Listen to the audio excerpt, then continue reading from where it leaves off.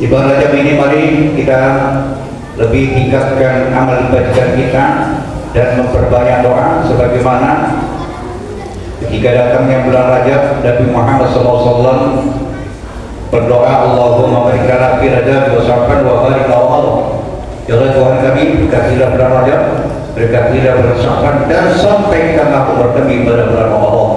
Dan segala semuanya dari suatu kesehatan, panjang umur, sehingga kita dapat bertemu Ramadan di tahun ini. Hadirin sidang Jumat rahimahullah. Kemudian mari kita dengarkan Allah berfirman dalam surah Al-Hasyr ayat 18. A'udzu billahi minasyaitonir rajim. Bismillahirrahmanirrahim. Ya ayyuhalladzina amanu taqullaha wa tanzur nafsum ma qaddamat lighad wattaqullaha innallaha khabirun bima ta'malun. Hai orang-orang yang beriman, bertakwalah kepada Allah dan hendaklah setiap diri memperhatikan apa yang akan berbuat untuk hari esok. Wattaqullaha, dan bertakwalah kepada Allah.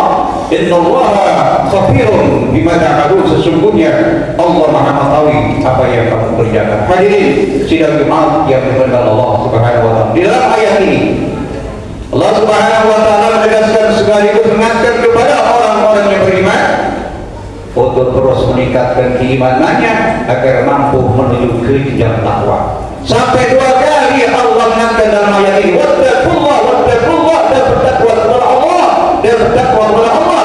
Ini menunjukkan betapa pentingnya derajat takwa. Hadirin sidang Allah. Kalau tidak amati dengan cermat, umumnya ayat-ayat yang menekankan tentang pentingnya takwa maka diawali dengan pelaksanaan ibadah.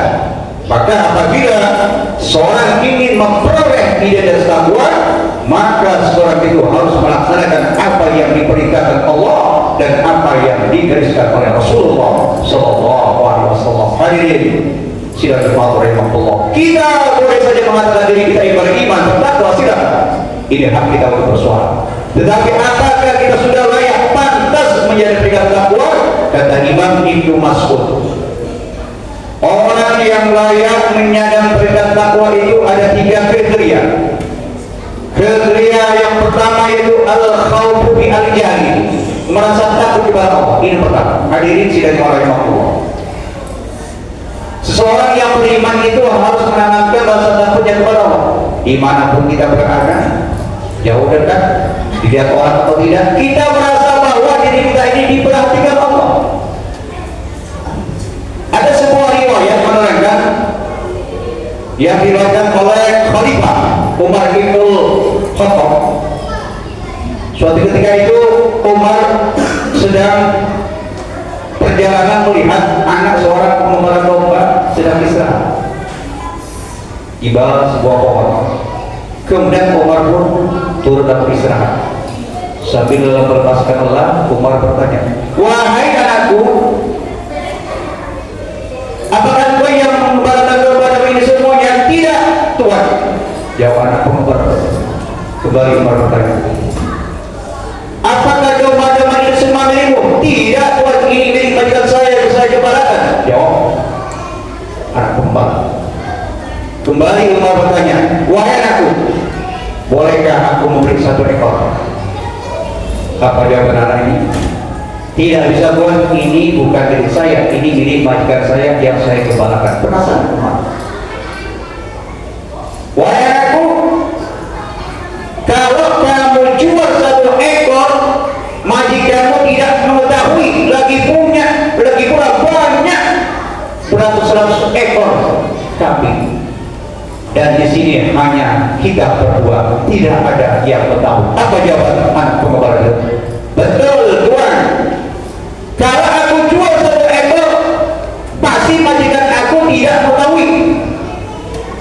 Betul, kita hanya berdua. Tetapi ingat Tuhan, apakah Allah tidak ada? Allah Maha mengetahui apa yang kita lakukan. Hadirin sidang rahimahullah, akhirnya tertepukan musim marah. Tak upayakan ada seorang anak bocah kecil pengembala domba yang memegang amanah. Hadirin sidang rahimahullah, dari pelajaran di atas dapat kita ambil, kita petik bahwasanya Amanah. Semua yang melekat pada diri kita ini semua amanah. Jabatan, pangkat, kedudukan, harta, keluarga, ini semuanya amanah. Dan amanah akan dimintai pertanggungjawaban oleh si pemberi amanah. Tidak hanya di dunia, berlanjut di akhirat. Dan amanah merupakan suatu ujian. Oleh sebab itu jika kita diberi suatu amanah, laksanakan. Kalau tidak kita laksanakan, tanggung resikonya. Hadirin sidang berbahagia rahmatullah. Kalau sikap ini dimiliki oleh orang yang beriman, maka apalah masalah kita, aman negara kita. Kenapa? Karena takut kepada Allah. Oleh sebab itu kalau orang yang memang amanah dilaksanakan, ini berarti orang-orang tersebut beriman, bertakwa dan takut kepada Allah Subhanahu wa Ta'ala. Yang pertama. Yang kedua, kata Imam Ibnu Mas'ud, orang yang layak menjadi pendekat takwa yaitu ar-ridho bil qadar, bersikap ridho terhadap yang sedikit. Hadirin sidang rahimahullah. Menurut naluri kita gemar pada banyaknya harta dan membenci suatu kemiskinan. Akan tapi ada hikmah-hikmah di balik semua itu. Terkadang harta yang banyak itu, yang sedikit itu lebih berkah daripada harta yang banyak. Contoh, ada seorang yang penghidupannya pas-pasan, tetapi dia mampu untuk menyekolahkan anaknya hingga sarjana dan sebagainya. Tetapi sebaliknya terlihat banyak orang yang banyaknya harta, tetapi merasa kurang dan kurang. Banyak warisan orang tuanya, ketika orang tuanya meninggal, semua hancur keluarganya, bahkan keluarga kandungnya pun tidak cocok dan sebagainya. Kenapa? Merasa dirinya kurang, tidak ridho, tidak mensyukuri segala nikmat yang Allah berikan kepadanya. Hadirin sidang rahimahullah. Harta merupakan perhiasan hidup yang harus kita waspadai. Jangan sampai dengan harta justru kita ingin menjadi sombong. Bahkan dalam Al-Quran telah mengamanatkan harta yang ada pada diri kita ini adalah ujian keimanan dan kehidupan. Pernah suatu ketika sahabat Rasulullah SAW menyampaikan belas perasaan batinnya kepada Rasulullah. Ya Rasulullah, aku ingin melihat orang kaya ya Rasulullah. Rasulullah menjawab, orang muslim tidak boleh iri kepada kekayaan orang lain. Ya Rasulullah, aku ini bukan karena hartanya, tetapi aku iri karena orang kaya itu bisa melakukan amal kebajikan ya Rasulullah, sedangkan aku tidak bisa melakukan karena aku orang miskin ya Rasulullah. Apa ya Rasulullah? Seorang yang miskin, bersabar, tidak merengek-engek, tidak meminta-minta, itu saya menilainya sedekah bagi orang yang kaya. Sebab kemarin kita syukuri segala nikmat sekecil apapun yang Allah berikan kepada kita. Tapi sekarang pun kalau tidak tahu, kalau kita bersyukur, maka Allah akan tahu. Yang terakhir dari sebenarnya Allah, kata Imam Ibnu Mas'ud, orang yang layak dan berikan takwa yaitu al-hayatu fid dunya mu'aqqatah. Hidup di dunia sifatnya sementara.